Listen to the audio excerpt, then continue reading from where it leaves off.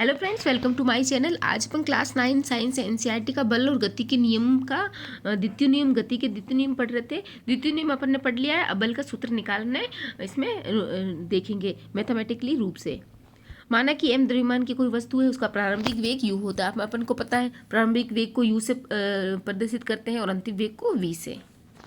लिया गया time t है, द्रव्यमान m है और अपन को पता है p बराबर mv होता है और p बराबर v है। v को अपन v माइनस यू भी लिख सकते हैं, अंतिम वेग माइनस प्रारंभिक वेग बट्टा t, ये भी होता है।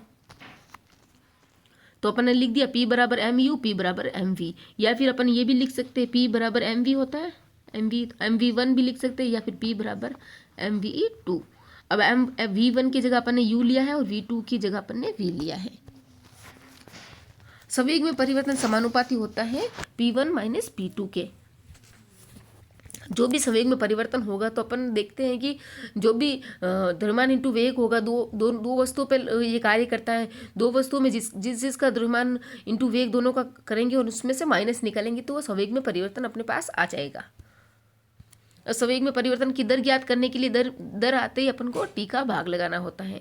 और ये अपने को पता है v माइनस यू बटा टी क्या होता है, a होता है। तो अपन v माइनस यू बटा टी की जगह a लिख दिया तो क्या हो गया, f समानुपाती एम ए हो गया। एम ए से बल का सूत्र प्राप्त होता है। F बराबर एम ए, समानुपाती को हटाएंगे तो k इसकी जगह आ जाएगा। समानुपाती को हटाएंगे तो क्या आ जाएगा, k आ जाएगा। ये एक अनुपातिकता स्थिरांक होता है। संवेग में परिवर्तन की दर वास्तव में बल ही होता है। देखो अपन ने ये संवेग में परिवर्तन की दर ये वाला है, इसके जगह मैंने f लिखा था, बी f समानुपाती m में। तो संवेग में परिवर्तन की दर को क्या बोलते हैं, बल बोलते हैं।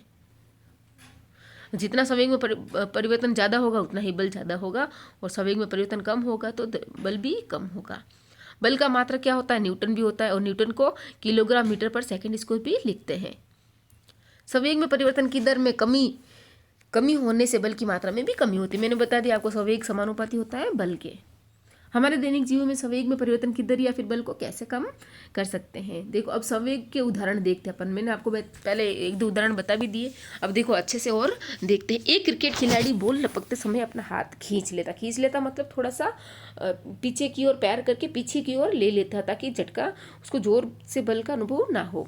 क्रिकेट मैच के दौरान मैदान में क्षेत्र रक्षक को तेज गति से आ रही गेंद को लपकते समय हाथों को पीछे की ओर खींच लेता है। तेज घूमती बॉल को उसके वेग के कारण संवेग की मात्रा अधिक होती है। इसीलिए क्योंकि उसका बॉल का द्रव्यमान तो होता ही है और वेग उसका ज़्यादा होता है, इसलिए उसका संवेग बढ़ जाता है।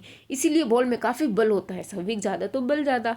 समय को बढ़ाने के लिए, समय बढ़ेगा तो संवेग और बल घटेगा। मैंने आपको बताया था संवेग और बल होता है वो समय के व्युत्क्रमानुपाती होता है, अर्थात समय बढ़ेगा तो बल और संवेग दोनों घटेंगे, और समय घटेगा तो बल और संवेग दोनों बढ़ेंगे।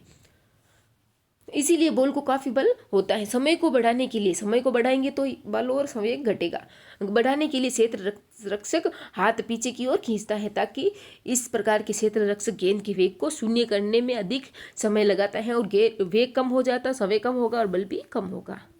परिवर्तन की दर कम हो जाती है, इसी कारण तेज गति से आ रही गेंद का प्रभाव हाथों पर कम पड़ता है। कम बल का अनुभव होता है, हाथ चोटिल होने से बच जाता है। सेकंड संवेग का उदाहरण है कि ऊंची छलांग के लिए कुशन अर्थात कुछ गिद्दा विस्तार या फिर भुरभुरी मिट्टी बालू का उपयोग किया जाता है। ऊंची कूद वाले मैदान में खिलाड़ियों को कुशन या फिर बालू पर कूदना होता है। ऐसा खिलाड़ियों की छलांग लगाने के बाद गिरने के समय को बढ़ाने के लिए किया जाता है, क्योंकि सीधा फ्लोर पे गिरेगा तो संवेग ज़्यादा होगा, बल भी ज़्यादा लगेगा। संवेग कैसे ज़्यादा होगा, एक तो उसका भार और एक गति ज़्यादा है। वेग ज़्यादा, वेग और उनका भार को मल्टीप्लाई होगा तो संवेग ज़्यादा हो जाएगा, और संवेग ज़्यादा होते ही बल का अनुभव ज़्यादा होगा। और अगर कुशन रख दे तो पहले कुशन के ऊपर परत पर गिरेगा और फिर जाके फ्लोर पे टच होगा। जब तक फ्लोर पे टच होगा तब टाइम बढ़ जाएगा, टाइम बढ़ते ही संवेग और बल कम हो जाएंगे। ऊंची कूद वाले मैदान में खिलाड़ी को कुशन या बालू पर कूदना होता है। ऐसा खिलाड़ियों के छलांग लगाने के बाद गिरने के समय को बढ़ाने के लिए किया जाता है। समय बढ़ जाएगा तो वो दोनों कम हो जाएंगे। इस स्थिति में संवेग में परिवर्तन की दर तथा बल कम हो जाता है। अब ये तृतीय नियम है।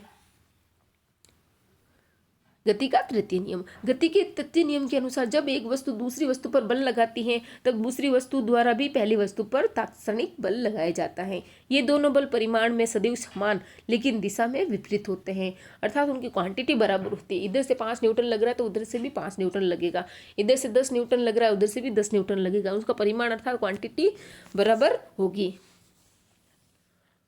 और लेकिन दिशा विपरीत होती है। इसका तात्पर्य यह है कि बल सदैव युगल के रूप में लगेंगे, अर्थात जोड़े के रूप में लगेंगे और दो वस्तुएं होनी चाहिए और दोनों विपरीत दोनों पे एक बल लगाएगी और दूसरी उसकी विपरीत दिशा में ही बल लगाएगी। जोड़े युगल के रूप बल जो भी सदैव कार्य करेंगे, दो वस्तु पर दो बल कार्य करेंगे, वो भी जोड़े के रूप में होंगे। ये बल किसी एक वस्तु पर कार्य नहीं करते। अगर एक ही वस्तु है, वो पड़ी है, चेयर पड़ी है, तो उस पर तृतीय नियम गति का नहीं लागू होता, बल्कि दो अलग अलग वस्तु पर ही कार्य करते हैं। उदाहरण के जैसे देखते हैं अपन, फुटबॉल के खेल में प्राय हम गेंद को पीछे गति से किक मारने के क्रम में विपक्षी टीम के खिलाड़ी से टकरा जाते हैं। इस क्रम में दोनों खिलाड़ी एक दूसरे पर बल लगाते हैं, अतः दोनों ही खिलाड़ी चोटिल होते हैं।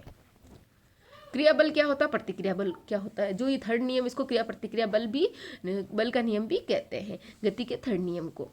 जब किसी वस्तु पर कोई वस्तु बल लगाती है तो इस प्रकार लगने वाले बल को क्रिया बल कहते हैं। जब एक वस्तु दूसरी वस्तु पर बल लगाती है, जब कोई वस्तु किसी वस्तु पर बल लगाती है तो वह वस्तु भी विपरीत दिशा में उस पर बल लगाती है। इस प्रकार विपरीत दिशा में लगने वाले बल को प्रतिक्रिया बल कहते हैं, अर्थात कुछ एक्शन हुआ, उसके अपोजिट कुछ वापस रिएक्शन हुआ। क्रिया प्रतिक्रिया बल दो अलग अलग वस्तु पर कार्य करता है, अर्थात दो वस्तु होने चाहिए। एक सिंगल वस्तु पड़ी है तो उस पर बल कार्य नहीं करता। क्रिया और प्रतिक्रिया बल मान में समान होते हैं, परंतु ये एक समान परिमाण में त्वरण उत्पन्न नहीं करते। क्यों? क्योंकि जितना जो प्रतिक्रिया होती है, वो जो त्वरण होता है अर्थात उसका वेग बटा समय होता है, वो ज़्यादा होता है या फिर कम भी हो सकता है, बट परिमाण इनका 5 न्यूटन है, 10 न्यूटन, वो क्वांटिटी उनकी बराबर होती है।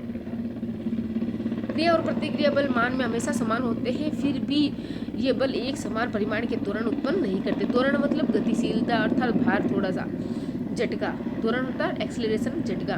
कोई झटका ज़्यादा देगा, कभी कम होगा, अर्थात त्वरण उनका एक समान नहीं रहेगा, बट क्वांटिटी बल की समान होती है। इसलिए होता है क्योंकि प्रत्येक बल अलग अलग द्रव्यमान की वस्तु पर कार्य करते हैं।